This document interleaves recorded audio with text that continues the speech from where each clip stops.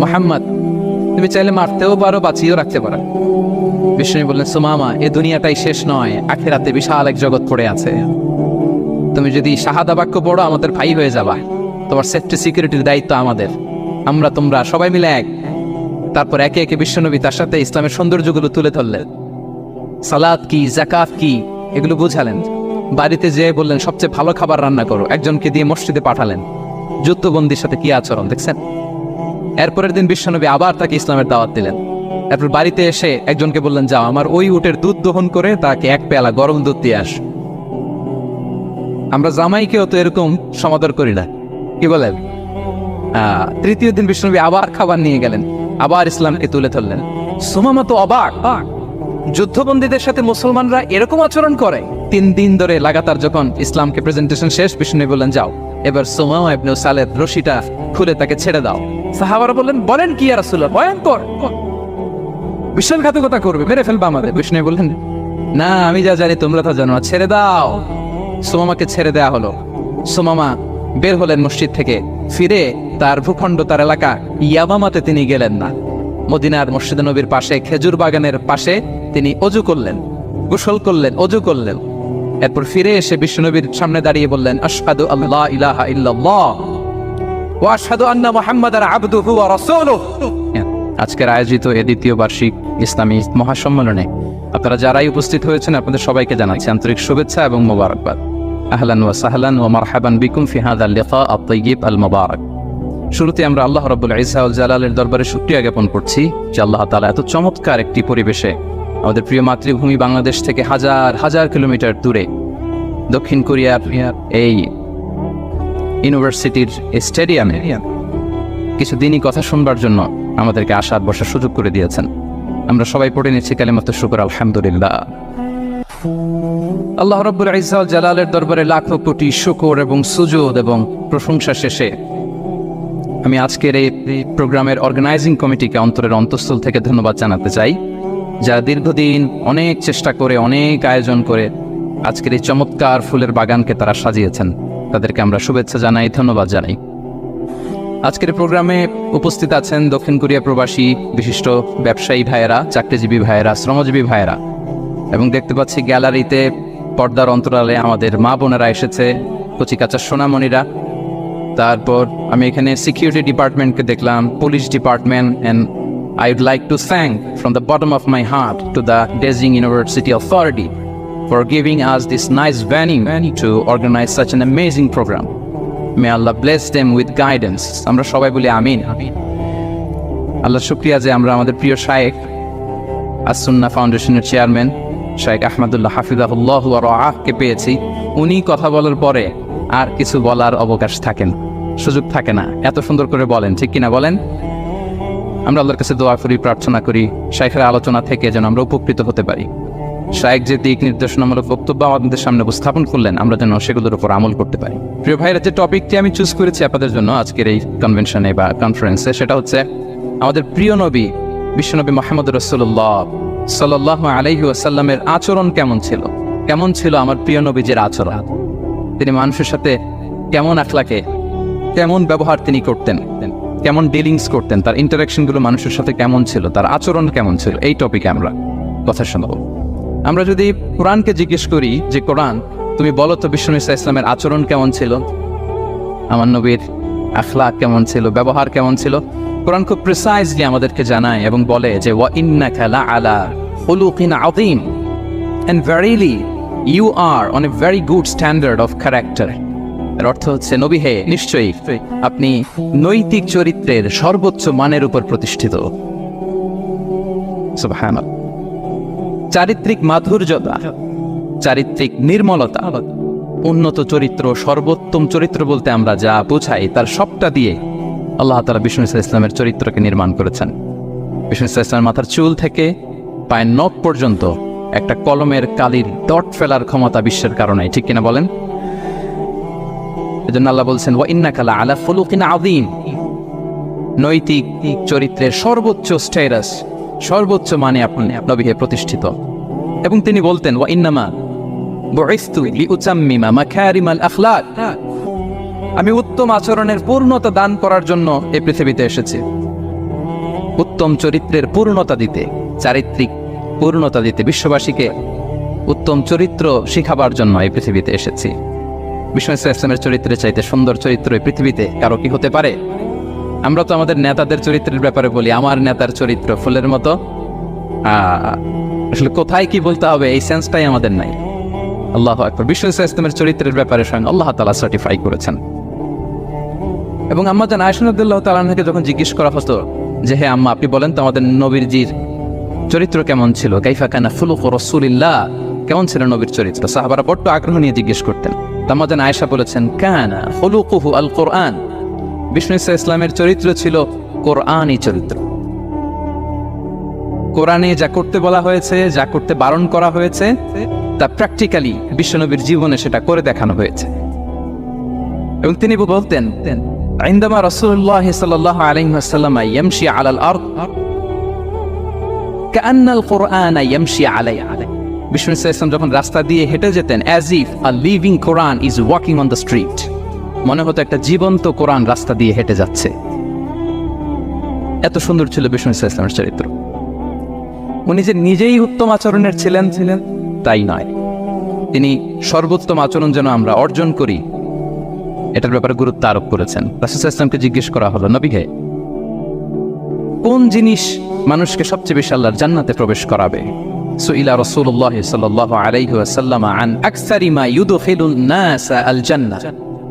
জিজ্ঞেস করা হলো, নবী কোন জিনিস মানুষকে বেশি জান্নাতে ঢুকাবে? বিষ্ণু বললেন, তাকওয়াল্লাহ ওয়া হুসনুল খুলুক। এক হচ্ছে আল্লাহর ভয়, আরেক হচ্ছে সুন্দর আচরণ। সুবহানাল্লাহ। তাহলে এই হাদিস থেকে বুঝলাম যারা বেশি নামাজ পড়বে তারা বেশি জান্নাতে ঢুকবে নাকি? নামাজ পড়তে পড়তে যারা কপাল কালো করে ফেলছে এরা ঢুকবে না? যারা হজ করতে করতে বড় হাজী সাহেব হয়েছে, জিকির করতে করতে হাতে 3-4টা তাসবিহ রেখেছে, তাদের কথা বলা হয়েছে। এগুলো নিঃসন্দেহে অনেক বড় আমল, কিন্তু সবচাইতে বেশি জান্নাতে প্রবেশ করাবে যে আমল, বিষ্ণু বললেন, এক হচ্ছে আল্লাহর ভয়, আরেক হচ্ছে সর্বোত্তম আচরণ। প্রিয় ভাইরা, ইসলামের মেজাজটাকে চিনে নেন, ইসলামের এসেন্সটাকে বুঝে নেন। আমরা ভালো আচরণকে গুরুত্ব দিতে চাই না। অনেক নামাজি লোক দেখবে নামাজ পড়তে পড়তে কপালে কালো দাগ ফেলে দিচ্ছে, বাসায় বউয়ের সাথে খারাপ আচরণ করে, খিটখিটে মেজাজের, প্রতিবেশীর সাথে শুধু ঝগড়া, কলিগদের সাথে ঝগড়া, মারামারি, দুঃসম্পর্ক, এরকম আছে না? নাই বলেন, আছে না? কিন্তু নামাজি, অনেক বড় হাজি, একদিনও কোরআন তেলাওয়াত মিস হয় না। তো এত ইবাদত করেও সে ইসলামের আসল এসেন্সটাকে ধরতে পারে নাই। বিষ্ণু বললেন, সবচেয়ে বেশি জান্নাতে প্রবেশ করাবে যে দুটি আমল, একটি হচ্ছে তাকওয়াল্লাহ, আল্লাহর ভয়, আরেকটি হচ্ছে উত্তম আচরণ, সর্বোত্তম আচরণ। তো আমরা যেন উত্তম আচরণের অধিকারী হই।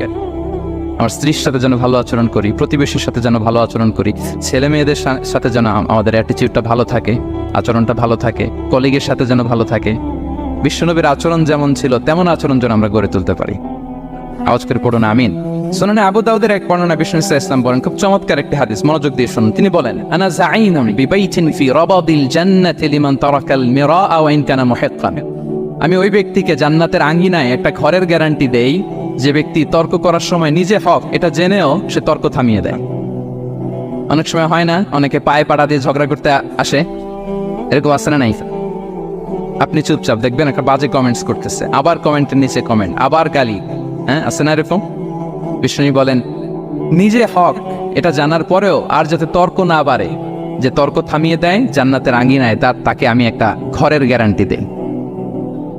ওয়াবিবাইতিন ফি ওয়াসাতিল জান্নাতি লিমান তারাকাল কাযিবা ওয়া ইন কানা মাযিহান। আর ওই ব্যক্তিকে আমি জান্নাতের মাঝখানে একটা ঘরের গ্যারান্টি দেই যে ব্যক্তি কৌতুক করার সময়ও মিথ্যা পরিহার করে। করতেছে কৌতুক, ফান করতেছে আর কি, হি ইজ কিডিং, পান করে, কৌতুক করে, কিন্তু কৌতুকের সময়ও সে মিথ্যা বলে না। এই স্বভাব যাদের, তাদেরকে আমি জান্নাতের মাঝ বরাবর একটা ঘরের গ্যারান্টি দেই। এরপর বিষ্ণু কি বলে দেখেন, তিনি বলেন, ওয়াবিবাইতিন ফি আ'লাল জান্নাতি লিমান হাসানা খুলুকাহু।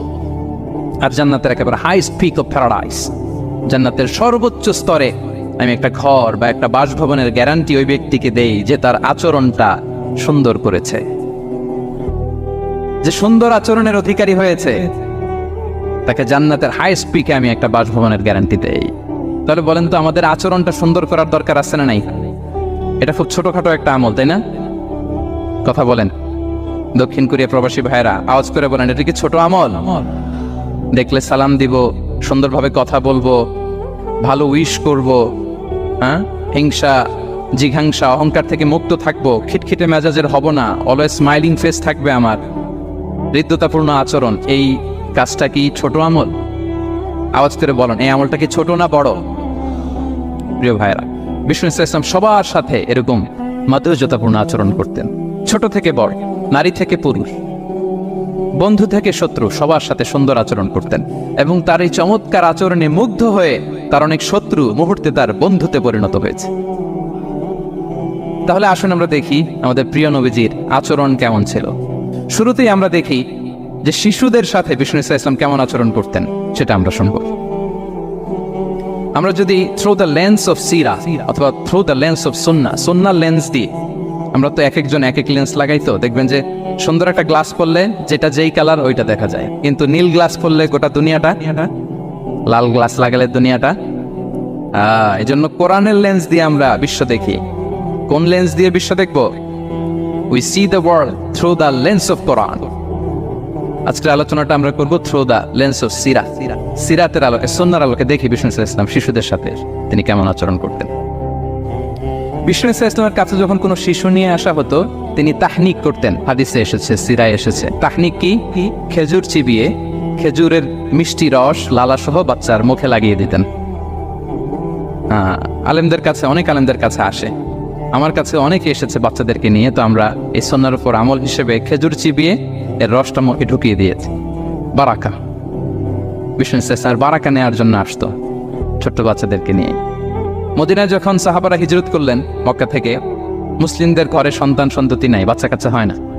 ইহুদিরা টিটকারি করে, এই তো মুসলমানদের সন্তান নাই।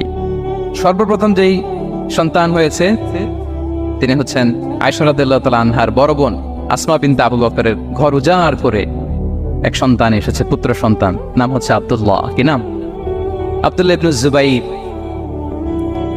তো আসমা আব্দুল্লাহকে করে নিয়ে বিশ্বনবীর কাছে আসলেন। বিশ্বনবী খেজুর চিবিয়ে ওনার লালা মিশ্রিত রস খেজুর সহ মুখে লাগিয়ে দিলেন। তো আসমা সবসময় গর্ব করে বলতেন যে আমার সন্তানের পাকস্থলীতে সর্বপ্রথম যেটা ঢুকেছে এটা হচ্ছে বিশ্বনবীর লালা মিশ্রিত খেজুরের রস। আল্লাহু আকবার।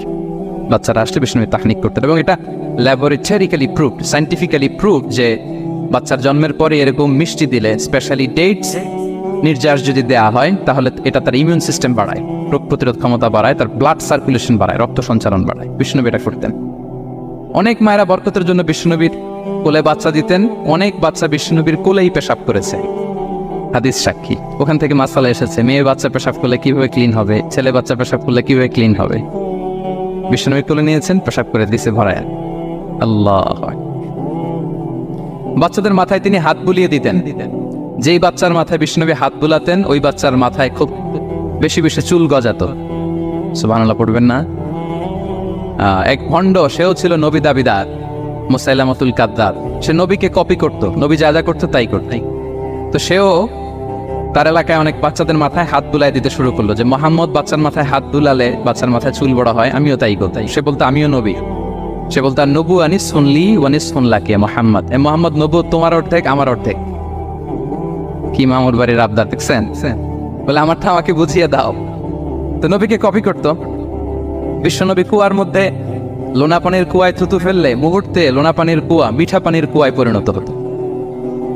এই বদমাসটা যখন কপি করে থুতু মারছে ওদের এলাকার কুয়ায়, ওটা ছিল মিঠা পানি, ওটা মুহূর্তের মধ্যে লোনা পানির কুয়া হয়ে গেছে। তো বিশ্বনবীকে কপি করে সে তার এলাকার নবজাতক বাচ্চাদের মাথায় যখন হাত বুলিয়ে দিতে শুরু করলো, পরবর্তীতে দেখা গেল ওই বাচ্চাগুলো আজীবন ছিল টাক মাথা। চুল বাড়বে তো দূরের কথা, এদের মাথায় চুলই ওঠে নাই। আল্লাহু আকবার, মুজিজাতুন নবী। বিষ্ণু মাথায় হাত বুলিয়ে দিতেন, বাচ্চাদেরকে চুমু খেতেন।